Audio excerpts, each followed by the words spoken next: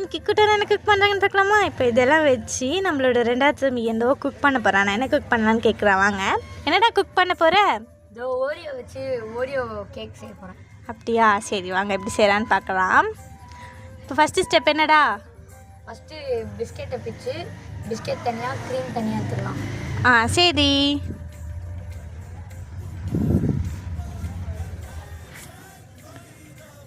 அதை பிஸ்கெட்டை வந்து ஜாரில் போட்டு நல்லா பவுடராக அரைச்சி எடுத்துக்கலாம்.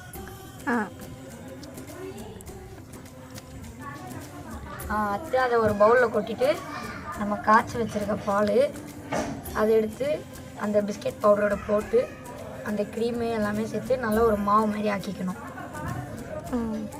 இது எப்படி நீ கற்றுக்கிட்ட? அன்றைக்கி ஒரு நாள் எங்கள் அம்மா செஞ்சு கொடுத்தாங்க, நல்லா இருந்துச்சுன்னு எங்கள் அம்மாகிட்ட கேட்டு நானே கற்றுக்கிட்டேன். சரி, இப்போ அதை நல்லா மிக்ஸ் பண்ணிக்கலாம் மாவு மாதிரி. சரி, இதை எப்படி பேக் பண்ணுவேன்? இப்போ நம்ம கிட்ட அவனே இல்லையே. இட்லி குண்டால. ஆமாம், நம்ம இட்லி குண்டால தான் பண்ண போகிறோம். வந்து ஃபஸ்ட்டு இட்லி குண்டால தண்ணி ஊற்றி கொஞ்ச நேரம் காய வச்சுக்கலாம். அதுக்கப்புறமா வந்து அந்த இட்லியோட இதில் நெய் போட்டு நல்லா இது பண்ணி வச்சுக்கலாம்.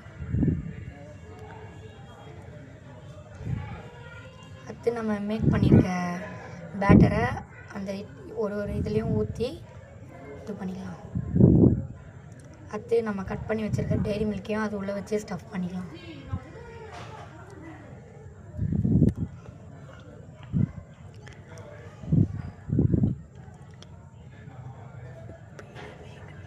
இப்போ இதை வேக வச்சுக்கலாம்.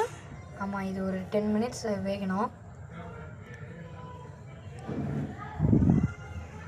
கொஞ்ச நேரத்துக்கு அப்புறம் நம்ம திறந்து பார்க்கலாம். என்ன இது இவ்வளோ கஷ்டமாக இருக்கு? அப்பாடா,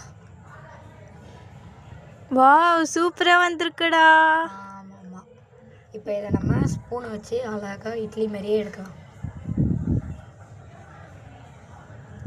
அப்படியே லைட்டாக எடுத்தாலே வந்துடும் இட்லி மாரி. வாவ், சூப்பராக இருக்கு. இப்போ இல்லை ஹெர்ஷீஸ் சிரப் ஊற்றிக்கலாம். சாக்லேட் சிரப் ஆட் பண்ணிக்கலாம்.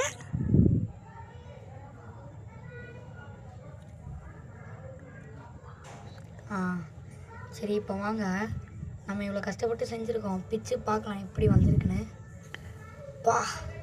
வாவ், சூப்பராக இருக்குடா. ஸோ எல்லோரும் ட்ரை பண்ணுங்கள். பாய்.